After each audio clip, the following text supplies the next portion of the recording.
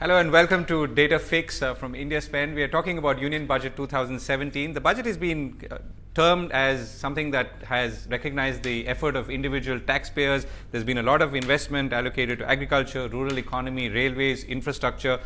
The questions are, of course, does this translate into consumption and investment? Does it solve some of the problems that we've been looking at thanks to the lag of demonetization that we've been seeing? So I'm joined now by Praveen Chakravarty, Senior Fellow at IDFC Institute, also a founding trustee at IndiaSpend. And Praveen feels that the budget is somewhat confused and is not so clear as it should have been given what we are coming into. So let's ask Praveen why he thinks so and perhaps quiz him a little bit on that. Sure. Govind, I thought the budget was confused for three reasons. One is the budget acknowledges very weak private investment, acknowledges that there are macro risks with oil prices starting to rise, and global factors now that Donald Trump is the President of the United States. If with this backdrop, one would have expected some policy actions and some reforms to have actually addressed these issues. Instead, the budget was clean, steady, boring. But boring is apparently the new exciting. And that's why I call it confused. I think it's all began with the backdrop to the budget. Post demonetization, we've been somewhat trained to expect some shock and awe from the government.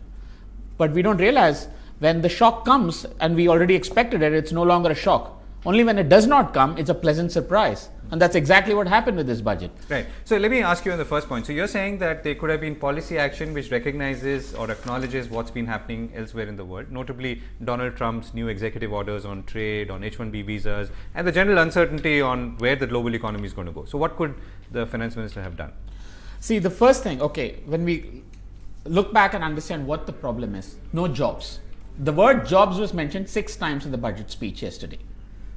Rural and farmers and poor were mentioned 22 times.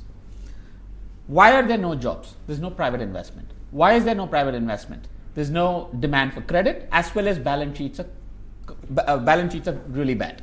We've known that the balance sheets have been bad for a long time, right? But we haven't done anything about it. Addressing these issues were really the most important things that he could have done in the budget. What could he have done? Could have taken this head on. Throwing some another 10,000 crores at the problem of bad balance sheets is not the solution. The economic survey that came out just the day before clearly articulated these. Said, why don't we go create an institution, ring fence it, and work out the details of how we're going to solve the bad balance sheet problem. We have nothing for that. With that as the backdrop, You're saying bad balance sheet of banks right now. But banks and corporates. Banks and corporates. The ring fencing is for banks, not for corporates, obviously. Correct. But the ring fencing is for you create an institution. What the economic survey argued, which is you create what's colloquially known as the bad bank, and then you put in rules in terms of how you would transfer the bad assets, at what price, how would you capitalize these, all of those. And you could potentially capitalize it by doing some sale of assets of public sector enterprises. So those were some of the things that needed to be taken head on, and the budget fall. Right. So are you saying your major complaint is the absence of direction on private investment? Having recognized that is the biggest problem. Right. Let's be clear. Private investment is at a multi-decadal low. Right.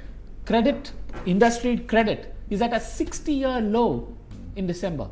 We are not generating enough jobs. Yeah. So, but what about public investment, which clearly the numbers are pretty significant in this budget, which it may or may not counterbalance the weakness in private investment, but surely will do its bit.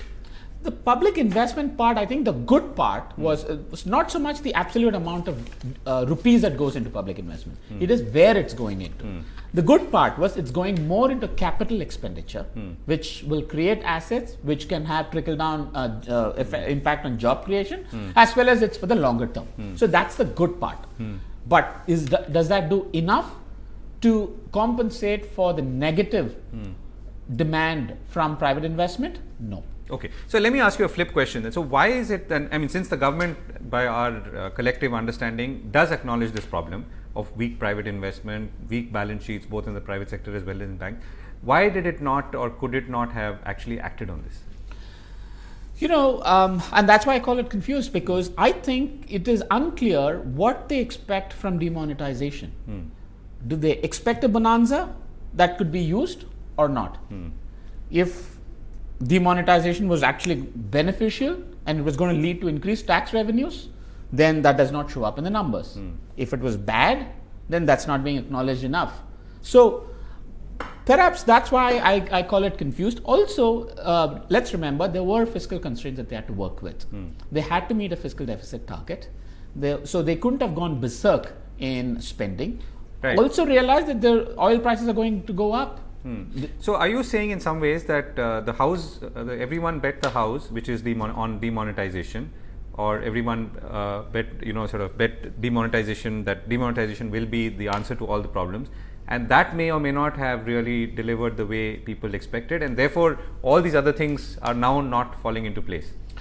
Looks like it. I mean, I can't speak for the government, neither can I kind of conjecture, but it looks like there was some bonanza that was being expected that is not showing up in the numbers when you look at the numbers. And then you have this fiscal deficit target that you have to stick to, which I completely think is the right thing to do. In that context, there was no wriggle room to play around. And that's perhaps where I think they got stuck. But having said that, you still have this thing called public sector enterprises, where sale of that can get you enough. Which the budget acknowledges and says that it will renew efforts to kick off. Yeah. So it says that. It says a lot of things, but we have to wait and see. But clearly that's the only way you can actually recapitalize and fix the balance sheets and start getting private investment back and start kickstarting the economy again. Right. So as we run to the end of data fix, so let me ask you, so if you were to put together a prescription of sorts based on what you've just outlined, what would it be? Assuming, let's say, we still had time to undo or do things that may or may not have been outlined in the budget. So what I would have done is really taken on the jobs issue as the central issue and then work backwards. The economic survey clearly points out that there were two sectors, textile and leather and footwear, whose employment elasticity is nearly 100 times that of auto and steel. So what could we do to get jobs back? What can we do to get private investment back? And for that, you had to fix balance sheets, and you could have done that only through sale of public sector assets. Otherwise, there was no money to come for fixing balance sheets from anywhere else. Okay. So that was really the only place that they could have. Right. But are you also saying in some ways that very quickly that fixing the balance sheet and then helping companies to actually, let's say, pull in more credit would immediately, or not immediately, but in short time solve the problems that we've outlined here? It could. I mean, private investment can quickly translate into jobs. There is, and that's where the employment elasticity analysis matters, and clearly the economic survey shows that. So it could have absolutely, had an immediate impact. Okay. So you've talked about what you didn't like in the budget. What's the one thing you did like? It's, like I said, it's clean, no funky math, stuck to the fiscal discipline, and fairly modest in assumptions in terms of revenues and expenditure. So overall, it's a very clean and boring budget. But what I argue is we didn't need boring; we needed something bold. Okay, so Praveen, thank you so much for joining us. Well, that's all we have time on Data Fix this week. We'll be back next week, same time. Thanks for watching.